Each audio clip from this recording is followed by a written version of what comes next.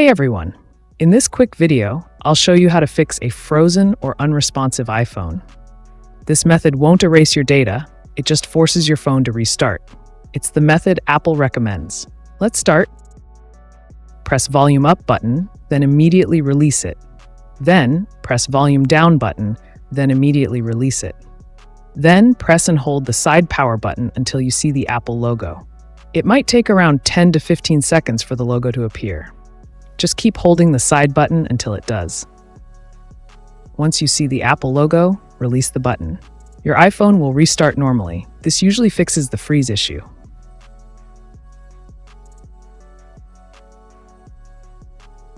And that's it.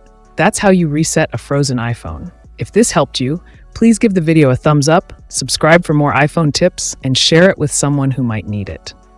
If your iPhone still doesn't respond, plug it into a charger for a few minutes and try again. A forced restart doesn't delete any data. It simply refreshes the system.